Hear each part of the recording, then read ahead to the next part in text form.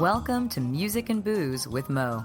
I'm Mo Herms, and I've worked in the music industry most of my life, so have met some pretty amazing musicians over the years. I also love a good cocktail, and I've encountered some really interesting bartenders as well. It seems that there's a lot of crossover, so when I can, I like to talk to musicians and bartenders about music and booze. Join us at the bar, won't you?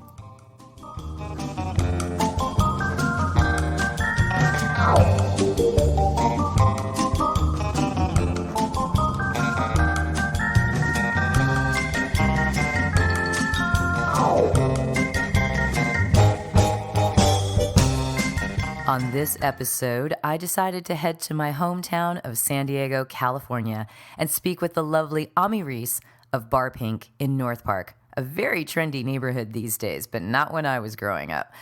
If you haven't been to Bar Pink, it's a really groovy place. It's a nice locals dive bar, punk bands playing, all kinds of bands playing there actually, most nights of the week, with more than just a touch of tiki, especially on Tuesdays. So join us while we talk with Ami about music and booze here on the podcast.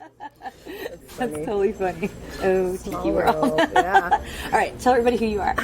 My name's Ami. Mm-hmm. And we're at Bar Pink. We're at Bar Pink, yes. Bar Pink, which is your bar. Here, yes. We've been open 10 years. Yeah, didn't you guys just have your anniversary? We did, yeah. Congratulations. Thank you. I'm doing Tiki Tuesday for 10 years, so that's... But more importantly, you've existed as a bar in 10 years in North Park, San Diego, which is an area that, when you first opened, it wasn't really the North Park that we see now. It flopped, or flipped. Yeah.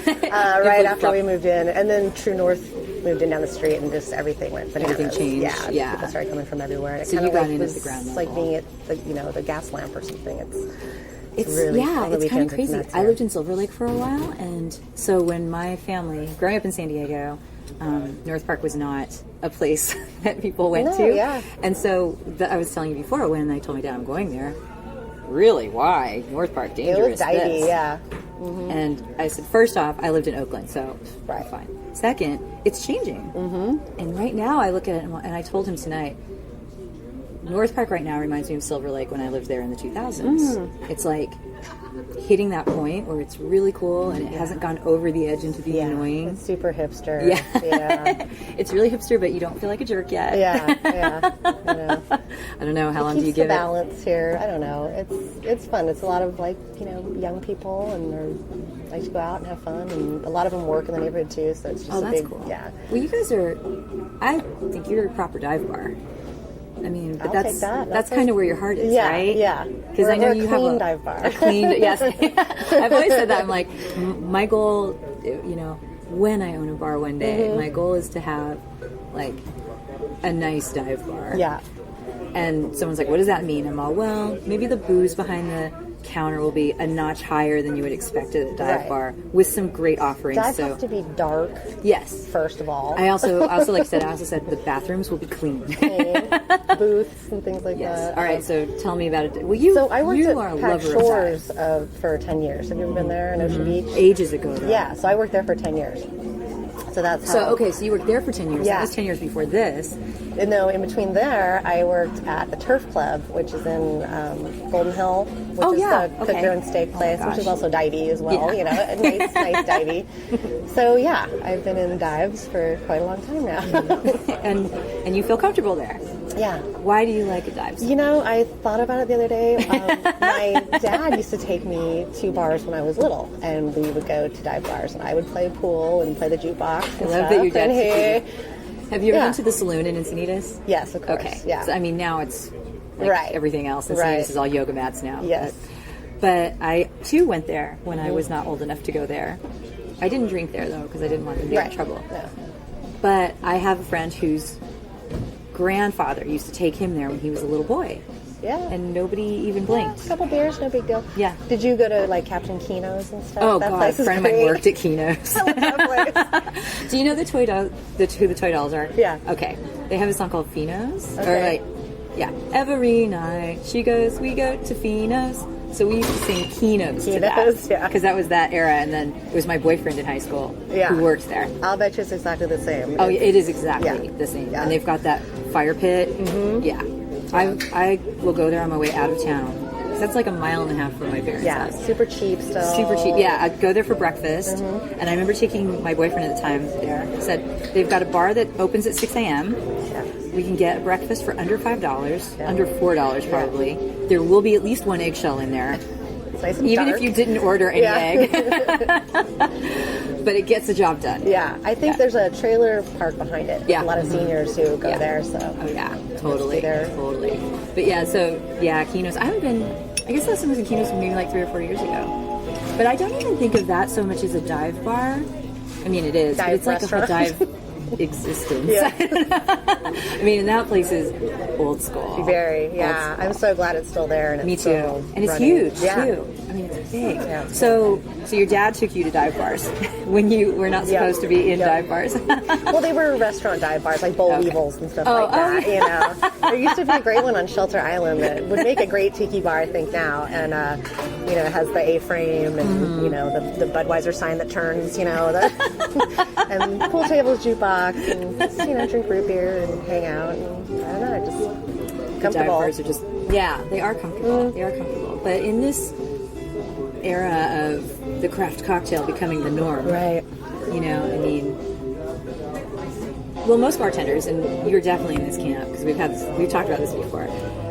Most bartenders, even if they like work in some bar where they have a smoker, and I'm not talking down about this at all. Smoker? Oh yeah. They have these. Sometimes they'll have like it looks like a bell jar, and they'll put like a smoker in it, and they'll put the glass in there and light some branch on Wow, fire. you've been to some fancy places. I have never been to a No, I have a friend who does this stuff.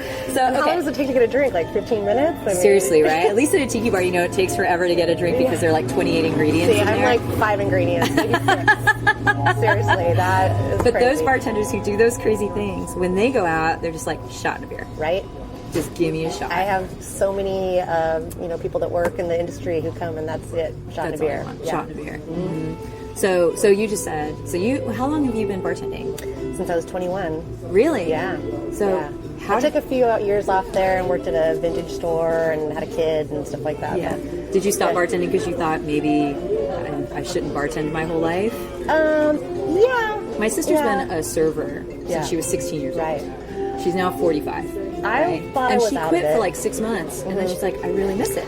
It is. It gets in your blood. I think just like with a lot of things, and you like the hours and the money is amazing, and you know I like it because I can do things during the day when nobody else is out. Are you a night owl anyway?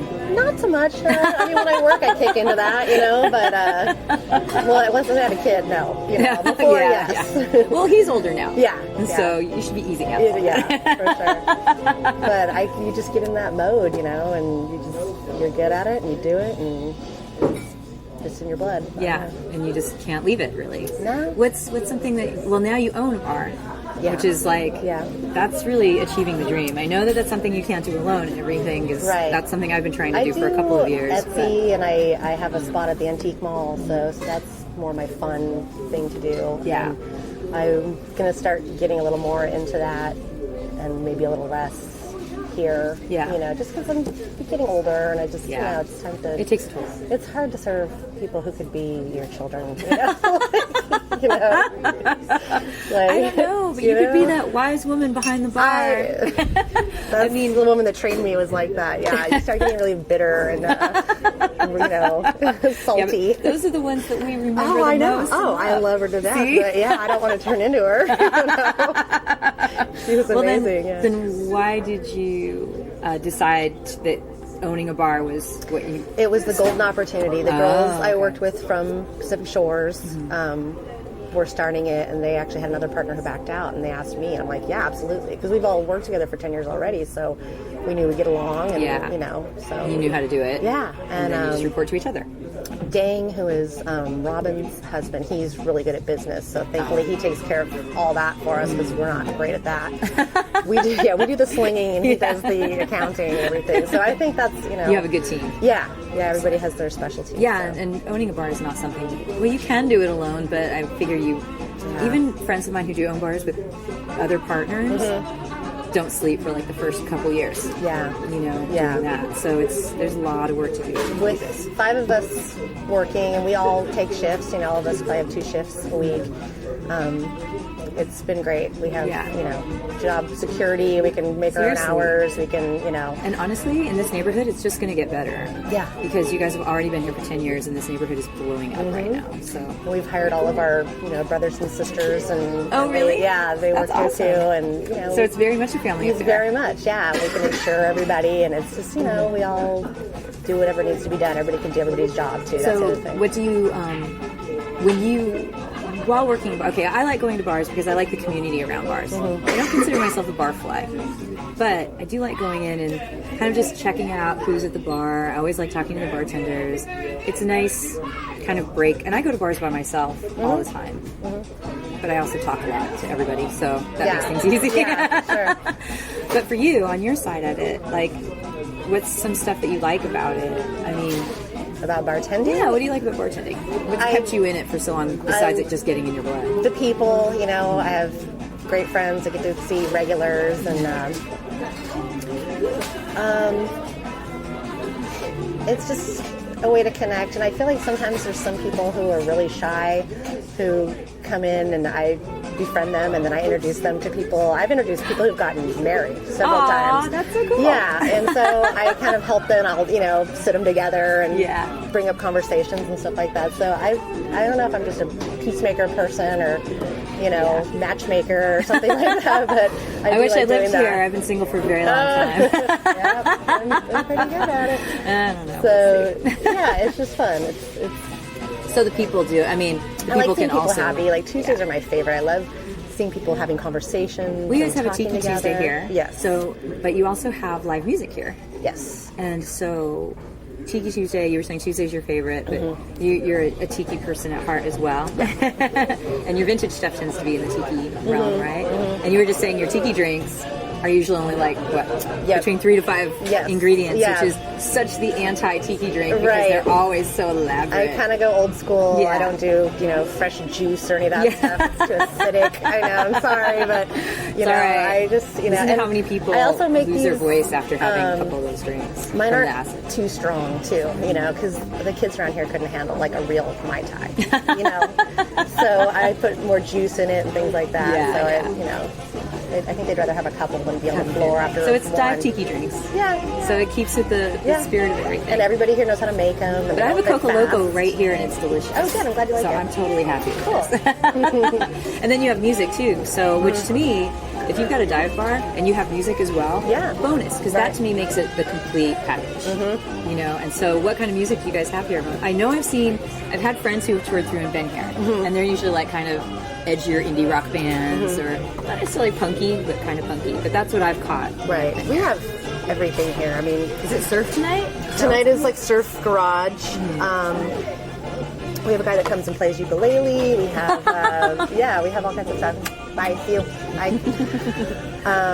We have an Exotica DJ who only plays vintage records. These are just on my Tuesdays. But other nights of the week, we can have anything. We've had incredible bands here, and we even have a little bit of a hip hop thing here too, really? And which I'm not a big fan of, but the neighborhood really likes it.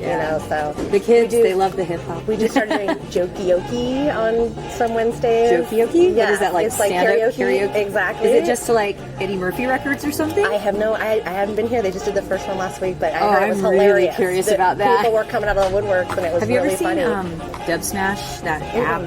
I don't know, it was big like a year ago or something. I've never used it, so I don't know how it works, but I've seen people post videos from it, and it basically, it like syncs up, it's like you're lip syncing to a song or a piece of a movie or something, but it looks like it, because it's an app and you're saying it and it syncs the stuff up, I think somehow matches your mouth movements.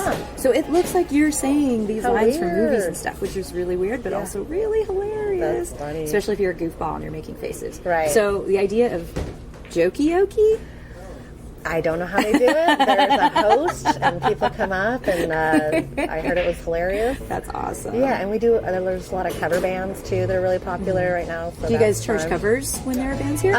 During the week, no. On the weekends, we charge a cover just because it's such a mob out there. It's usually like $5 or something like that, but it just thins it out a little bit, I know. Can you think of any bands that you've encountered while you've been here that you fell in love with a little bit? The OCs have played here twice. Oh my God, are you kidding? Yeah. They are, I think the best live band out there right now. Yeah, I haven't seen them since it's a little different lineup now, I think, or something. Since they moved to LA from San Francisco, the lineup always kind of shifts a little bit. I haven't seen it. But it doesn't matter because the two main guys are still there, whose names I'm blanking on. Yeah, those were mind-blowing shows. Yeah. Did they climb on your furniture or anything? Yeah. I remember I saw them a few years ago. They played at South by Southwest, but have you ever been out to South by or to Austin? So South by Southwest takes over downtown Austin's kind of main drag and then a couple streets adjacent to it. And almost every venue there and almost everything, even if they don't have a stage, they create one somehow so they can host South by bands.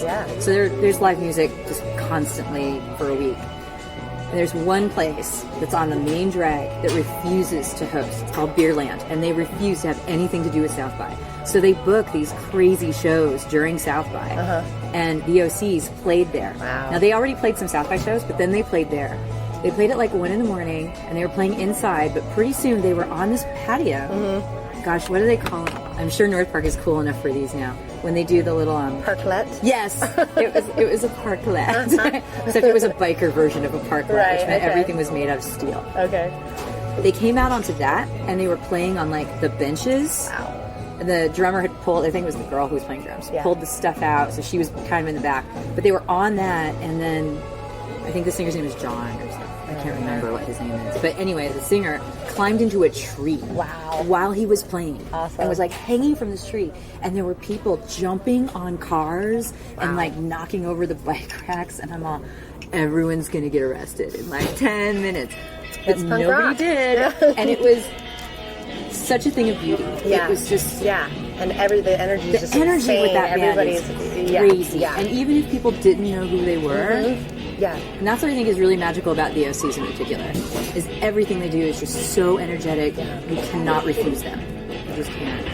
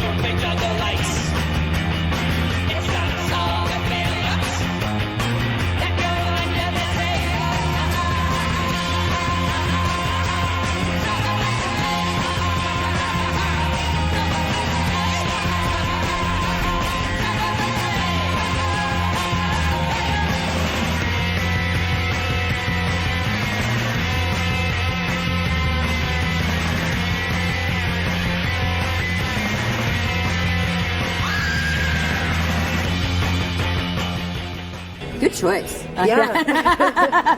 All right, so there's one down. I mean, how could you? Elvez, things like that. Just fun stuff. Is he a friend of the bar? You have an Elvis pinball. Okay, he's friend.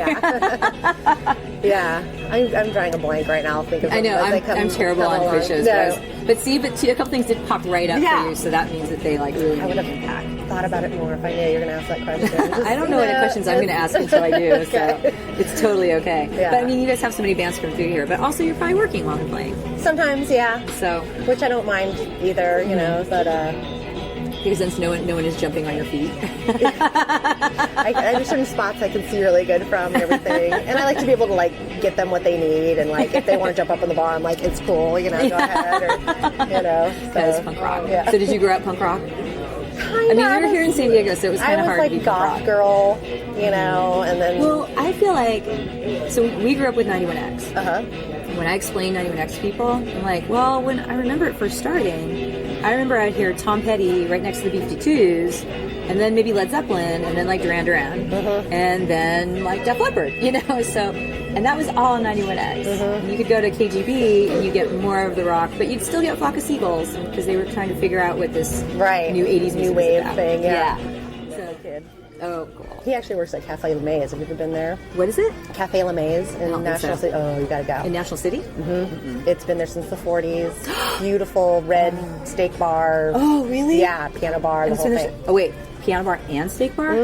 But way better than the Red Fox.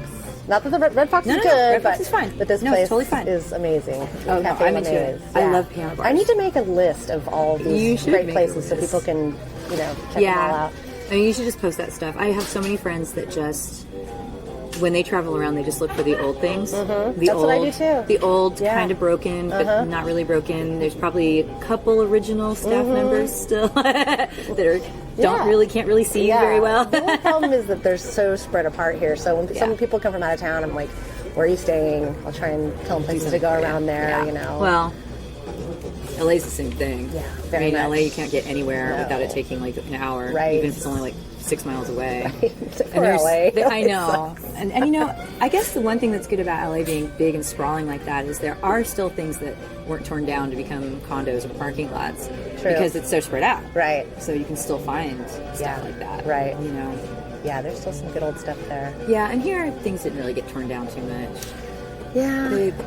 The I Flame feel is getting torn down. Do you remember the Flame? That's totally. a big bummer. Well, it was like in Albies. There's definitely stuff that we've lost. And I feel like, I don't know, maybe it's because I'm more aware of it now as opposed to then. But I feel like I hear about more things going away now. And I'm like, is it because there's so many rich people here? And they're tearing it down to build more I think people just want to condos? retire, too. The owners. Well, yeah, that's what happened with Bahuka. Zillions of dollars, of course they're going to take it. Totally. That was the Bahuka story up north. Mm-hmm. Did you ever make it to Bahuka? I did. I have no eye from Bahuka. Oh, nice. No, but I got it from Bamboo Bend. Oh, cool. It's so nice. And it sits in my kitchen in my apartment, which it's very large in my kitchen, but I love it there. That place is cool. But that was the same thing where there was no one really to take it over. Yeah. And what can you do? Right. Right. So, anyway, we were talking about rock and roll. And growing up listening to 91X and stuff. So you were kind of a goth. But I was a goth. We listened to whatever we could find, Yeah. I mean, what was your record store? Off the record. Off the record. Was Hillcrest off the record? Yeah, or Lou's was a big, So Lou's was my hometown. Yeah. And we did the whole, flipping through the import bin. Oh, that has a cool we had cover. A Tower record, too, remember? There was Actually, Tower. before that, Yeah. there was Tower. There was still Tower. And Tower was good. Yeah, that was the closest thing. We had a licorice pizza in here. Oh, yeah. We had one in PB. Yeah, I didn't make it over there, but yeah, we did have one. Yeah. So yeah, in Buying Encinitas, there was singles. both licorice pizza and Lou's, and then an off the record came later, late 80s. That's where you got the exotic stuff. Yeah, totally. But Lou's was really great. Lou's was always I was great. really lucky having Lou's and finding that music I there. had friends that worked there, and it was... We all had friends that worked there at some point, like right? Toby, do you know Toby? Mm-hmm. Okay, she No. managed it. She's like one of my best friends. Well, see, because I left in 1987. Okay. So I had Yeah, a this guy would be named after that. Tim Semple, who worked there. He was in this band called Boilermaker, which was one of those early 90s kind of mathy art bands, so There was many of those Glenn. here. Do you remember? I don't know if he was there then. There was this tall, thin guy with floppy hair and glasses, like really tall, like 6'6" tall. I don't remember. And really skinny, like Lurk from the Munsters, kind of, or the Addams Family, whichever one. It'll Lurk probably was on. come to me later. I'll be like, oh yeah, that But guy. he totally had like long Prince Valiant kind of hair. Oh, and he always wore like turtlenecks and white slacks. So he was mod, I guess. Wow. Yeah. Wow. So in the summers, I was working, the first couple of summers when I would come home from college, I was working across the street at La Petite Boulangerie, where they had that there. And they would come over for coffee all the time. So I remember that guy, like we would talk about the sugar cubes, because sugar cubes had just started. Right. And everything. And he's all, have you heard the sugar cubes with the Jesus and Mary chain? I'm like, what are you talking about? And then he brought me a record, which I still have to this day. And it was a 12-inch, and it was the song Birthday. And it was the sugar cubes with Jesus and Mary chain. Wow. And you hear them doing that drone, and then they come on in the chorus and go, hey, hey, hey, hey, in total Jesus and Mary chain voice. On top of her, or underneath her going, ah, and all that. But what was really cool about it was a double grooved record. So you could, if you hit the right groove, all you got was the Jesus and Mary chain and Bjork vocals. Yeah, you got heard of that. Yeah, I don't. I must be able to record it because I have a turntable that hooks up to computers now. Wow, that's insane. It's very cool. You hit one and you heard the song in its entirety. You hit the other one and you just heard the Jesus and Mary chain. Do they still make records like that? I've never. You know heard of that. what? I don't. Not that I'm super record I or bet anything. Jack but White does. Or yeah, something. that's neat. Because their vinyl is all popular again. Yeah, that's so cool. Somebody must. And then the other side was like just the regular version of the song and something else. I don't even remember because that was my party trick. Listen to this record. If you drop it like this. Yeah, that's extra special for sure.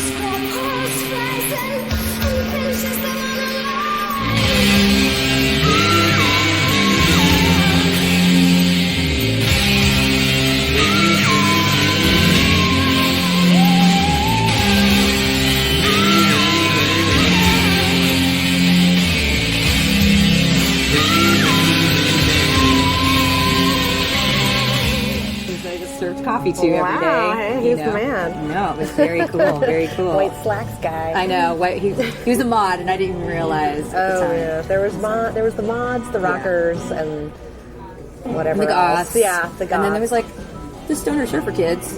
Yeah. You know, Yeah, that was for where I was sure. growing up. It was like all stoner surfer kids. Yeah. It was like Spicoli times 100. For sure. Totally. That we're listening to. We listened to like Devo, Talking Heads, X, Yeah. Clash. yeah.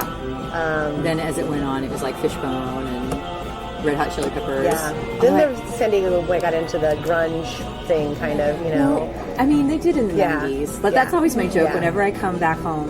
And my brother lives in New York now, right? But my brother in the 90s was playing in bands around here. He was in some band called Uma, which was very like Mr. Bungle-esque. That's where they came from. Okay. And ska. Okay. So, because the ska thing in the early 90s. Yeah. So whenever, he always jokes, whenever he comes into town, he's like, well, I got in the car and the first thing I heard was The Offspring, so I was like, I'm in San Diego. Oh wait, I've been here for 20 minutes. Right. How have I not heard Soundgarden yet? You know? It's like always. You're right. Radio is so I don't know why I stuck in still listen to the radio too in the car, and I get so mad. I'm like, why are you listening to the radio? It's so awful. But Well, what do you listen to right now? God, you know, It's all old stuff. yeah, seriously. Is your son teaching you nothing? He likes the old stuff too. Oh, really? Yeah. I was gonna say, that's what kids are for. They're supposed to like shove you into the present. I'm like a huge Holly Golightly fan. Oh, but she's awesome. so Yeah, that's okay. yeah. You know, it's classic stuff. Oh, so then are you gonna see 5, 6, 7, 8s? Oh yeah, This weekend? Sure. I've actually seen them in Japan. Ooh. Yeah, like 20-something years ago or That's something. not too shabby. So I saw them maybe they're like probably 20 the years same. ago. Yeah. Yeah. I probably saw them about 20 years ago, but in San Francisco. Mm-hmm. You know, when they did a tour here. Yeah. But how fun are they? Yeah. Super fun. It's gonna be really cute. And that's legit. You can still listen to that stuff. So there's Covers mostly, right? But you've got VOCs now on your roster, and they're new. They're Yeah. recent, so the youth is still within you. Yeah. Well, if you were to go out like drinking and rock and rolling, what do you think it would be? In San Diego? What show do you want to go get shit faced to? I don't usually get shit faced because Yeah, I I usually don't drive. But I love, the Creepy Creeps are super fun. Oh, Always nice. a good show. I love Mrs. Magician. They're a What? local Mrs. Magician. Mrs. Magician. Mrs. Magician. Yes. Okay. Super good. I've never heard of this. Yeah. What is it? actually, Run past the rivers and run past the seas. Ooh, I don't wanna go back. When it rains, save my pennies when it pours. I just stay dry. Ooh, I don't wanna go back. Don't mess around. 'Cause I've got eyes all over town. Eyes all over town. Eyes all over town. Eyes all over town. God, I haven't even checked the papers. I look at the shows like at the observatory. I swear to God, I don't know like one single band on there. I'm not kidding you. Unless it's like, Gary Newman's coming or something like that. I'm like, oh, I recognize that. We got like a Everything Morrissey else. tribute band or something. It's like one hit wonders from the radio or something. I saw, actually, last time I was here, I saw Warpaint there, which I really like. And actually, since you're an old goth, you would probably like Warpaint too. Okay. Because they're kind of in that reverby, not shoegaze, and it's a bunch of girls. It's 4 girls. Oh, cool. And they all sing together. Oh, cool. Really beautiful harmonies. But they're usually really depressed, it seems. But it's really pretty. It's really Okay. pretty. But sometimes they rock out. They still sound depressed though. Okay. And I think that's crucial to Yeah, the I whole wanna hear it for gothy sure. thing. Yeah, Warpaint. Okay, Warpaint. Yeah, Okay. it's a good name Yeah, I too. remember that. But I remember seeing them there, and they're really good. And then they had some songs that were kind of groovy, and my friend and I were like, "It's weird when they sound a little happy, isn't it?" That's funny. Well, let's go back to the drinks then. Okay. Since the tiki drinks, well, you guys are dive bar, but you have a tiki menu for Tiki Tuesdays. So is that Are those your creations? Yes. Basically? Yes. And the Sneaky Tiki I invented over at the Turf Club. And they still have it there. And then Riviera has it on their menu also. Oh, really? Yeah. And they both Sneaky Tiki. give me props, so it's nice. Coconut rum, almond liquor, sweet and sour, and fruit juice. What kind of fruit juice? Orange and pineapple. Oh, nice. Everybody loves it. It's really popular. It's really easy, you know. So that was your, what made you create those? Why were you so compelled? When they opened the Turf Club, or reopened it, it was Tim from Casbah and Joe and Sam from Livewire. And Livewire. Yeah. Oh my God. So I forgot about that place. they wanted to make a new menu, and they let each bartender make their own drink and name it after. Yeah. Oh, so, cool. Yeah. So you got to make a drink. Did you get the bug? Did you want to make more drinks after that? Or were you cool just making them from time to time? Yeah, I mean, having fun with it. Yeah, exactly. Just making it for at that place, it wasn't really tiki-ish. You know, it was more like martinis and you know, like that. But yeah, that's nice. So you've had that drink's been around then for like 20 years. Yeah. Yeah, that's nice. Yeah, it's cool to have like cocktail. My drink. Yeah, you're Ami of the Sneaky Tiki. Yes, that's me. Well, the band's warming up, so I probably should let you get back to work. But thank you so much. Oh yeah, thank you.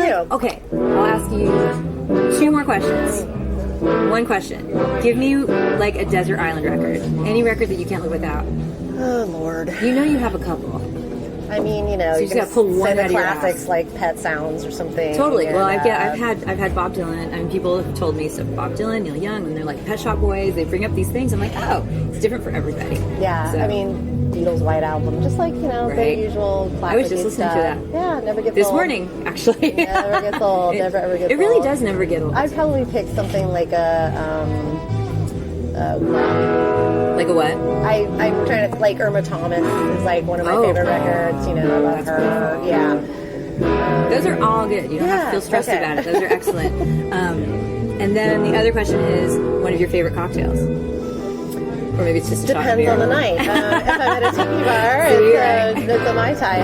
I usually drink tequila. I like really good tequila. I'm a tequila mezcal girl myself. Yeah, I don't like mezcal, but I love tequila. Yeah, that's totally understandable. And people tease me. Well, do you like agricole rums? See, I don't really. It's too funky, but mezcals I'm cool with. But no, we've actually been making some mezcal cocktails that are pretty good. So it's growing on me. You know, as long as they're not too smoky. You know. But Mai Tai, if it's tiki, and if it's not, then you want a tequila drink. I usually... Or you just drink tequila. Like, I'll do tequila and soda, or shot of tequila, or something like that, yeah. Nice. It's kind of boring, but that's what works for me. It's not boring. And when I'm at home, I love wine. I love It's totally not wine. boring. You know what? Yeah. You're a bartender. Yeah. And we were just saying, on my mood, you know? bartenders are on their own. Yeah, I keep it simple. A shot and a beer. Yeah. So you just went for the shot. I totally respect that.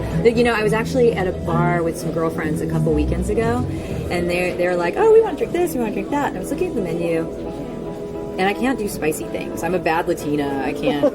You wave like a pepper in front of me, and I'm like, ouch. I just start gagging and stuff. So there were 2 tequila drinks that the guy had on their specialty menu. And I was like, I don't want to ask you for a margarita, but you only have 2 tequila drinks and they have hot spicy things in them, and I can't have them. Right. So, and I'd been talking to the bartender. He goes, so then you're going to do a shot of tequila with me? And I was like, yes, that's exactly what I'm going to do. A good bartender will make what you are looking for. You know what I mean? Like, and it was perfect. Yeah. I was just all, you know what? Why be complicated? Yeah. We like tequila. I want tequila. Bartenders do shots because they're quick and easy back there, you know. And I also respect that he was doing a shot of tequila and not Fernet, because everybody does Fernet. Oh my God. I know. Gross. I don't get that. Maybe it's the younger bartenders. The ones with the mustaches and the man buns. When I was in Europe, they were all doing whiskey and tequila shots out there. I'm like, thank God you guys are not on this. Nothing against Fernet. Yeah. That's a thing, but I don't know why let's do a shot. It tastes like bug juice or something. Yeah, it's it gross. is what it is. All right, then. So shots of tequila and some Irma Thomas. That all sounds wonderful. I will warm up with that, and thank you very much. Thank you very much. Music and Booze with Mo is brought to you by the Independent FM Los Angeles. You can tune in to Indie at theindependent.fm online, and you can also find us on Facebook in order to get an idea of who is on when. You can find me, Mo, on the Independent FM Tuesday, Wednesday, and Thursday from 10 a.m. to 3 p.m. Pacific Time, and Fridays from 1 to 3 as well. We spin all kinds of indie and alternative music, and it's a really good time, so check out the Independent FM. Thanks for tuning in today to Music and Booze with Mo. And thanks to Ami very much for hanging out with us. If you would like to check out a little playlist that she's put together, head over to our Facebook page, Music and Booze with Mo. You can find me on Facebook. Just look up Mo Herms, and I will post today's episode and info about finding her playlist, which we have up on Spotify, because you know you want to listen to more music from Ami. I will be back in a couple of weeks with more, and thanks for having a drink with us.